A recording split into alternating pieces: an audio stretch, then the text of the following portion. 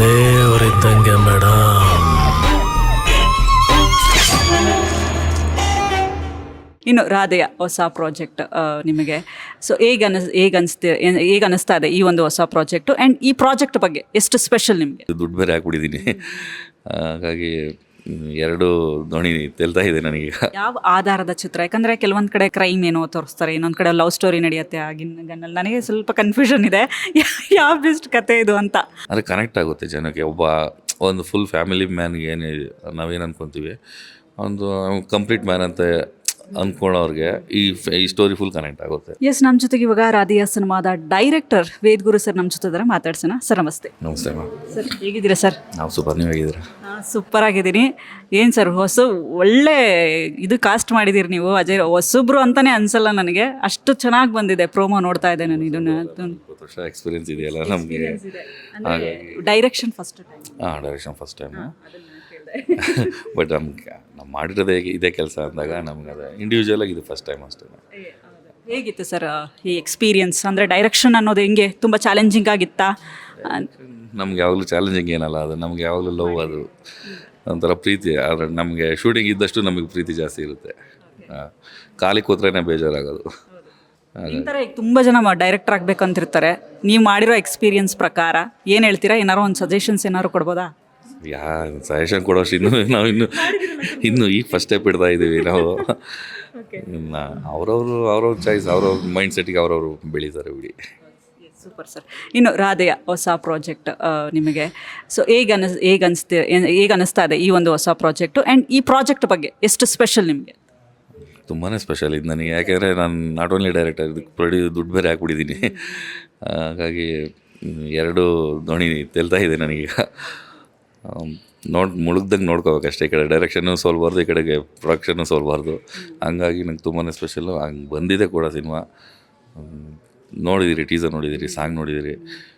Quality wise ಆಗಲಿ ಎಲ್ಲೂ compromise ಆಗಿಲ್ಲ. ಆಮೇಲೆ ಅಜಯ್ ಸರ್ನ ಇದುವರೆಗೂ ನಾನು ನೋಡಿಸ್ದು ಬೇರೆ ಸಿನಿಮಾಗಳು ಕಂಪೇರ್ ಮಾಡಿದ್ರೆ ಇದು ಸ್ವಲ್ಪ ಸೈಕಾಗಿ ಬೇರೆ ಥರನೇ ಇದೆ. ಇನ್ನೊಂದು ಸೋನಾಲ್ ಆಗಲಿ, ಧನ್ಯ ಆಗಲಿ, ಎಲ್ಲರೂ ತುಂಬ ಚೆನ್ನಾಗಿ ಮಾಡಿದ್ದಾರೆ. ಆ್ಯಕ್ಟಿಂಗ್ ಚೆನ್ನಾಗಿ ಬಂದಿದೆ, ಮೂಡ್ ಬಂದಿದೆ. ಈಗ ನಾನು ಹೇಳೋದಕ್ಕಿಂತ ನೀವು ಹೇಳ್ಬೇಕು, ನೋಡ್ಬಿಟ್ಟು ನೀವು ಹೇಳಿದ್ರೆ. Thank you. ಅದೇ ನಿಮ್ಮ ಆಶೀರ್ವಾದ, ಜನಗಳ ಆಶೀರ್ವಾದ ನಮ್ಮ ಮೇಲೆ ಇದ್ದರೆ ನಾವು ಯಾವ. ಹೇಗಿತ್ತು ಸರ್ ಅಜಯ್ ರಾವ್ ಸರ್ ಜೊತೆ? ಯಾಕಂದರೆ ಈಸ್ ಆಲ್ಸೋ ತುಂಬ ಎಕ್ಸ್ಪೀರಿಯನ್ಸ್ಡ್ ಪರ್ಸನ್. ಅವರಿಂದ ಏನಾದ್ರು ಇನ್ಪುಟ್ಸ್ ತೊಗೊಂಡಿದ್ದೇನಾ? ಸೋನಲ್ ಮೇಡಮ್ ಅವರಿಂದ ಏನಾದ್ರು ಇನ್ಪುಟ್ಸ್ ಕೊಟ್ಟರಾ? ಹೇಗಿತ್ತು? ತುಂಬಾ ಇದೆ. ಈವನ್ ಅಜಯ್ ಸರ್ ಜೊತೆ ಕೂತಾಗ ಅವ್ರದ್ದು ಒಂಥರ ಲೈಬ್ರರಿ ಅವರು. ಸ್ಟೋರಿ ವೈಸ್ ನಾನು ಹೇಳಿದಾಗ ಸ್ಟೋರಿ ಅವ್ರಿಗೆ ಲೈಕ್ ಆಯಿತು, ಲೈನ್ ಇಷ್ಟ ಆಯಿತು. ಬಟ್ ಸ್ಕ್ರೀನ್ ಪ್ಲೇ ಅಂತ ಕೂತಾಗ ನಾನು ಸರ್ ಕೂತ್ಕೊಂಡು ತುಂಬಾ ಚೇಂಜ್ ಮಾಡಿದ್ದೀವಿ, ವರ್ಕ್ ಮಾಡಿದ್ದೀವಿ. ಸರು ತುಂಬ ಇನ್ಪುಟ್ಸ್ ಕೊಟ್ಟಿದ್ದಾರೆ ನನಗೆ ಈ ಸಿನಿಮಾಗೆ. Obviously genius.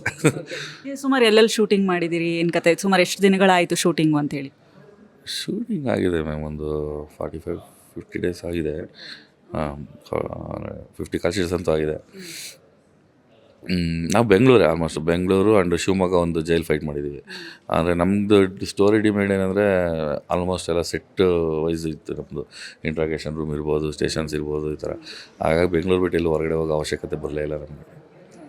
ಇದು ಯಾವ ಆಧಾರದ ಚಿತ್ರ? ಯಾಕಂದರೆ ಕೆಲವೊಂದು ಕಡೆ ಕ್ರೈಮ್ ಏನೋ ತೋರಿಸ್ತಾರೆ, ಇನ್ನೊಂದು ಕಡೆ ಲವ್ ಸ್ಟೋರಿ ನಡೆಯುತ್ತೆ. ಆಗಿನ ಗನ್ನಲ್ಲಿ ನನಗೆ ಸ್ವಲ್ಪ ಕನ್ಫ್ಯೂಷನ್ ಇದೆ ಯಾವ ಬೆಸ್ಟ್ ಕತೆ ಇದು ಅಂತ.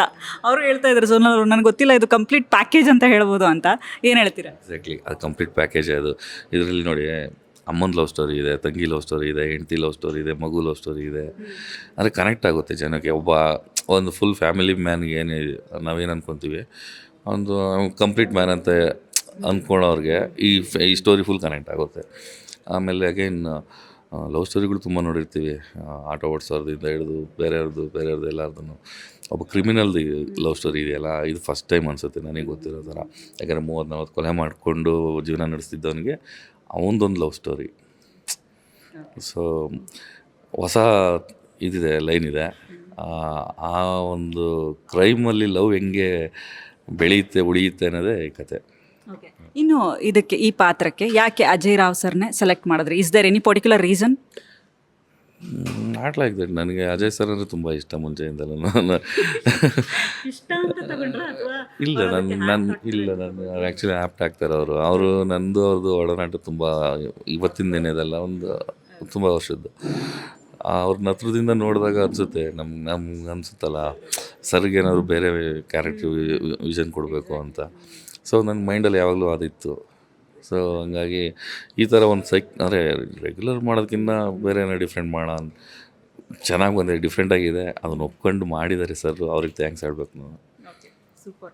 ಇನ್ನು ರಾಧೆಯ ಅನ್ನುವಂತಹ ಟೈಟಲ್ ಯಾಕೆ ಸರ್? ಇಲ್ಲಿ ರಾಧಾ ಕೃಷ್ಣನ್ ಸ್ಟೋರಿ ಏನಾದರೂ ಬರುತ್ತಾ? ರಾಧೆ ಅಂದರೆ ರಾಧಾಕೃಷ್ಣ ಬರಲ್ಲ, ಇಲ್ಲಿ ಕರ್ಣ ಬರ್ತಾನೆ. ಯಾಕೆಂದರೆ ಇಷ್ಟು ದಿನ ಆಬ್ವಿಯಸ್ಲಿ ಇಷ್ಟು ದಿನ ಕೃಷ್ಣ ಅಂತ ಹೇಳ್ಕೊಂಬಂದ್ರು ಸರ್.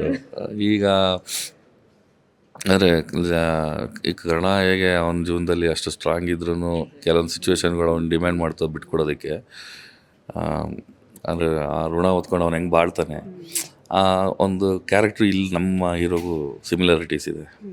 ಸೊ ಹಂಗಾಗಿ ರಾಧೆ ಅನ್ನೋದು ಆ್ಯಪ್ಟ್ ಆಗುತ್ತೆ. ಪ್ಲಸ್ ಇನ್ನೊಂದೇನೆಂದರೆ ಕರ್ಣ ಹೆಸರು ಚೆನ್ನಾಗಿದೆ, ರಾಧೆಯ ನಮ್ಮ ಹಿಸ್ಟಾರಿಕಲ್ ನೇಮು. ಸೊ ರಾಧಾಕೃಷ್ಣ ಬರೋದೇ ಇಲ್ಲ ಅಂತ ಹೇಳಿದ್ನಲ್ಲ, ರಾಧಾಕೃಷ್ಣ ಇಲ್ಲ ಇಲ್ಲ ಇಲ್ಲ